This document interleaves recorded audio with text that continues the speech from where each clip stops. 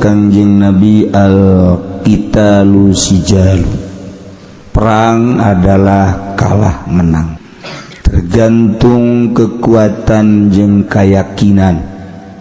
Nomor hiji dina ngalaksanakeun perang mah Islam mah adalah memerlukan keyakinan. Adapun alat-alat perang perlu cuman di nomor dua ke nomor kahiji yakin. Urang ibadah ke Allah teh perlu yakin. Yakin eta aya tilu, ilmu yakin, hakul yakin, ainul yakin. Ilmu yakin, ainul yakin, hakul yakin. Kurang boro-boro datang ke ainul yakin, datang ke hakul yakin, ilmu yakin ge encan aya. Sebab tidak ngararaji, ilmu tidak ngaji memual boga ilmu yakin ngan sakadar nyontok kabatur. Urang alalaga jelema nu teu yakin mah babari Ki Zaid ngala wudu, biasa didelegeun urang ngala wuduna beres atawa keur mejana kaleungeun nyana tegor ku urang, "Weh, ngala wudu kos kitu." Anggo daon sia maka beungeut karak kaleungeun nanaonna leungeun heula karak beungeut. Cih, jahing meneleukeun batur teu beungeut heula karak leungeun, atuh sia meneleukeun doang ngaji atuh.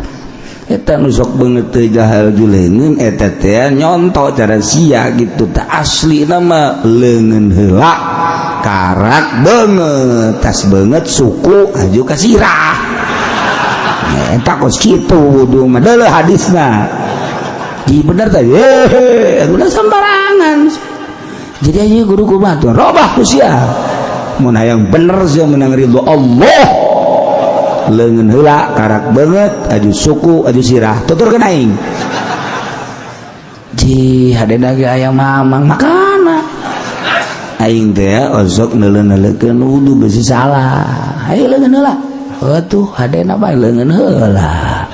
Ayo karak beungeut, geus beungeut suku karak sirah. Beres. Alhamdulillah aing mun usia mah nu ngabenerkeun. Makana aing geus diutus ku Allah tita ngabener-benerkeun jelema. Tah, eta jelema anu ngarobah tadi geus bener, kada teu bener eta hareup teu boga yakin. Gitu ngaji mah moal boga yakin geus ku kumaha ge. Endahan alhamdulillah. Endahan alhamdulillah ngan hadena aya sia ka ini ka imah sia lah deuk mau bakaka ka aing. Sebab aing hatur nuhun jasa aya sia masyaallah mun teu kitu mah atuh aing beureunanan ka neraka. Aduh, hadena aya sia teu dilalaga kalalaga. Teu boga ilmu yakin ngaranna. Oh. Eta keur carita wudu. Kuari keur carita akidah. Aisyah bangunna ieu ngaji teu pararugu. Sok kasah sia ngaji. Lah aing mah daek ngaji teu daek henteu. Lain kitu, aing mah deuk nanya bae sebab hirup urang kan aya dunia aya akhirat. Di akhirat supaya anu tanggung jawab. Emang sia nyembah ka saha? Ka Allah. Haji aya nabi akhir zaman saha? Itu Kangjeng Nabi Muhammad. Cak saha eta sia? Eta bae ngadengekeun ceramah-ceramah ki Fudoli. Ki Nurjaya aing sok ngadengekeun we kos kitu tah. Sakapeung Haji Pendi sok ceramah. Teu sia mah ngadengekeun Haji Pendi molon. Nya mondok di mana? Salah. Gitu. Eta mah katin kumaha ge nya nama meunang ngadenge-denge doang, teu boga kitab. Aslina Kangjeng Nabi terakhir Asep Sunarya, urang Bandung. no bener sih tuh aya dina kitabna ge ngan teu dibawa bae gue yang kitabna kitab perwayangan ke aing unggal rajaban muludan kiai-kiai teh sok nyetraikeun nabi akhir zaman teh Kangjeng Nabi Muhammad ngan aing teh nyawa dalilna mah aing mah ngajina jauh emang ngajina jauh jasa bari ngadengekeun salah eta ganti kusya kayak aing mau kitabna waduh lamun ngadengekeun kiai-kiai kos kitu atuh sia ka neraka sebab eta pan kiai itu kiai amplop tah mah kiai mah asal tasramah yang amplop lain kiai juri tah mah ulah didengekeun tah kos kitu mah henteu ke lah urusan kiai jeung lain kiai na mah teh urusannya na urusan amplop jeung lain amplop teh urusannya na kan ieu peneranganna bahwa kiai teh bahwa nabi akhir zaman teh Kangjeng Nabi Muhammad bener salah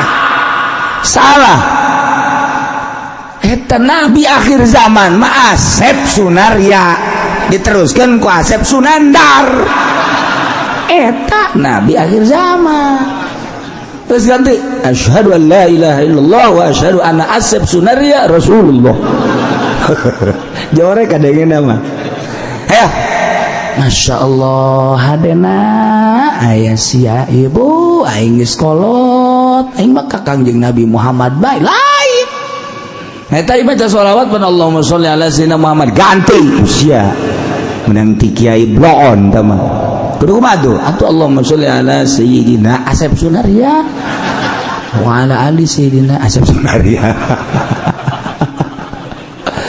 ye nuhun teh kitu mah aduh aing hadena ya sia masyaallah nuhun kaing dikaji-kaji makan geus heulanan ulah ka kapanggih Asep Sunaria aing bae heulanan sia guguru ka aing kayak geus mantep kayakin aku aing diajak ka Bandung hirup keneh ya tuh neangan mah nu hirup bari tah aja robah tah eta ngaranna can boga ilmu yakin can boga ilmu yakin eta nu kos kitu kakarak dina ilmu bae geus ngagelok ulah diajakan perang teman nu kos kitu mah ngagelok ujianana perang mah melalui keyakinan kesetik di zaman memperjuangkan negara Republik Indonesia kemudian maju ke hareup begitu kesergap ku Belanda tahan tewak kebrasi ku Belanda lalaunan dengan kepiawaian Belanda lalaunan ditahanan dibere susu dibere kacang dibere kebutuhan sapoe 2 poe 3 poe kamu harus tahu saya ini adalah untuk membangun negara Indonesia yang selama ini bangsa-bangsa Indonesia tidak punya naluri untuk membangun negara, maka jangan dianggap kami dari Belanda ke sini itu untuk nyerang henteu pararugu. Apa itu henteu pararugu? Ya yang jelas kamu ikut dengan kami berjuang memperjuangkan Republik Indonesia, memperjuangkan negara Indonesia untuk kita bangun. Sebelum ada kami tidak ada jalan, sebelum ada kami tidak ada jalan kereta, sebelum ada kami tidak ada lapangan-lapangan di depan kecamatan.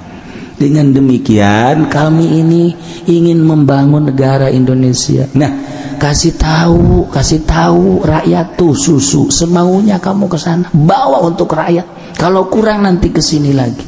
Perlu beras ada di sini, perlu gula ada di sini. Kami telah menyiapkan untuk kemakmuran bangsa. Ya, kamu saya utus untuk rakyat. Oh iya. Dicuci heula otakna ku Belanda. Nyana tercuci otakna belok ke Belanda. Lain memperjuangkan bangsa jeung negara Republik Indonesia, nyana malah milu ke Belanda. Teu boga keyakinan tanu kos kitu. Boro-boro intelek, boro-boro politikus, kiai naga loba nu milu ke Belanda. Eta teu boga keyakinan, teu boga keyakinan mah eta ku susu beleeh. Susu naon ieu? Naon bae pokona. Leeh. mandak Jawara Tangerang ke Karawang atuh dibere susu aja eta beak hektaran eta gara-gara susu tah pana juga dinya tuh susu naon bae tah kan teu boga keyakinan wakos kitu cuci otak roba tanu mantak lamun teu boga keyakinan ibadah ka Allah atuh tereh geus tahajud sholli sunnat tahajudi rakaataini Allahu akbar kabira alhamdulillahi katsiran subhanallah bismillahirrahmanirrahim alhamdulillahirabbil alamin gusak naonnya iyyaka na'budu wa iyyaka nasta'in gusak wah deres lamun gugurusakan doang lamun penampakan diharap ngaju jana make pocong bae bahaya ya kos ge waduh kayak coba diterusin lah ghairil maghdubi alaihim korose dadah ka pamajikan anak kak tadi lain ke salat ayo kan kunaon tuh emang kakak can tadi kita tahajud gade ge kukul ala bawa angon pocong eta karena teu boga keyakinan moal beres tapi boga keyakinan mah Allahu akbar kurusak sepira gugurusakan oh iya mau dobian kurusak serada ya muringkak bae datang tapi ka fil alamin innaka hamidum majid kurusak goblok sia aing makhluk Allah sia makhluk Allah aing manusia sia jurig aing keur nyembah ka Allah teh maha kaya maha kawasa maha mengetahui maha ningali teu kudu ku aing ku Allah sia boleh sia goblok sia yes ini salat deui awas sia ngaganggu aing lupa sia salah ngomongnya terakhir lah boga yakin karaka jadi ieu urang ngaji teh hayang tambah kayakin ilman wa yakinan wa zidna ilman wa yakinan sakangjing Nabi wa zidna ilman wa yakinan walhamdulillahi ala kulli hal wa na'udzubillahi min kulli hali ahli nar kangjing Nabi ngadua zidna ilman wa yakinan sebab melalui yakin tegar eta siapa Nabi bilang gimana sia nyawan teu haram aing keur ieu mah keur ngaji keur ieu ngadenge haram aju aing ngadengekeun di kiai-kiai nu kuari di televisi jacaknya nah halal siapa yang mengharamkannya tidak ada itu orang yang mengharamkan itu salah cekian aslinya halal sebab melalui kredit lihat orang jadi bahagia tadinya tidak punya motor dengan 500.000 dia punya motor tinggal angsurannya sebulan sekali itu sekarang mah tidak usah pakai DP asal ada KTP saja gampang kan belum lagi mobil jadi ikan makmur berarti dengan kreditan ini untuk memakmurkan rakyat Jakarta ku aing mah mantak aing tadi nama ilu kanu ngaharamkeun ku aing mah ilu kanu ngahalalkeun tah eta teu boga keyakinan pan pingplan jelema kos kitu teh pingplan saya ngajina di saing di TV kadang-kadang aing mah ngaji di radio aing mah ngaji saya teu neuleuh ka guruna teu perlu neuleuh ka guru mah penting ilmuna dicaknya nage geus teu kudu neuleuh geus pokona mah asal ilmuna bae ku aing kaharti jasa kredit haram angel kamoga angel tah mah cak aing mah mendingan ngredit tah eta geus tercuci otakna teu boga keyakinan teu boga keyakinan tah jelema nu kos kari teh pingplan tah teh kos kitu ngeun mantak ngaji ge di majelisna di luar bae nu kredit deket tukang sate bae ngajina eta teh akibat motorna kreditan mobilna kreditan cenah kiai sok haju bae atuh emang kos kitu kredit ieu hayang boga ilmu yakin be mantap non kitab nu dibacana kumaha mimitina ketika aya jelema nganggap Fathul Muin eta adalah sampah, nganggap Fathul Wahab eta sampah, komo Riyad jeung Takribat mah lain kitab buatan jelema ka manu kos kitu mah. Nah ieu urang robah kan set kayak kuna apa iya apa ente apa iya belok jadi BPKS. Jadi BMD, jadi Persib. Oh, kan? Ada urang ngaji teh ngadatangkeun keyakinan. Dicuci otak urang ku para wali-wali Allah. Kitab wali dibaca ku urang, didengekeun ku urang. Kan wali mah ngadoana lain yang sorangan. Jang kabehan wali mah. Urang mah ngadoa teh, ya Allah, ya Rabbi, sugikeun abdi Gusti.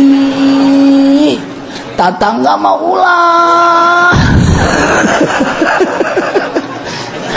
Urang ngadoa teh kitu. Abdi keur saingan dagang karung Gusti. Abdi bae Gusti order supaya ka abdi seluruh tukang karung mudah-mudahan pararae. Asa ngadoa sih kos kitu. Sudah pada ngadoa tuh beres na bagus itu. Wali malain jadi tumbal ya Allah ya Rabbi. Saat batur sarare jenya karena kecapean urusan dunia dan lain sebagainya, baik kantor, ladang, pasar dan lain sebagainya.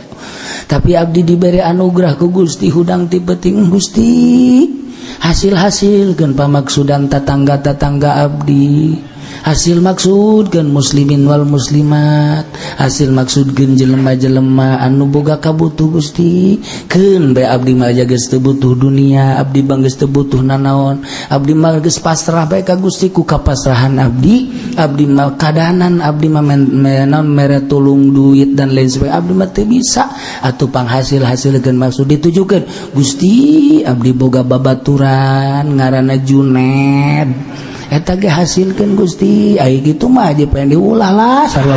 Wah wali mikung mah gos itu. Eta sarua bae jeung tadi. Henteu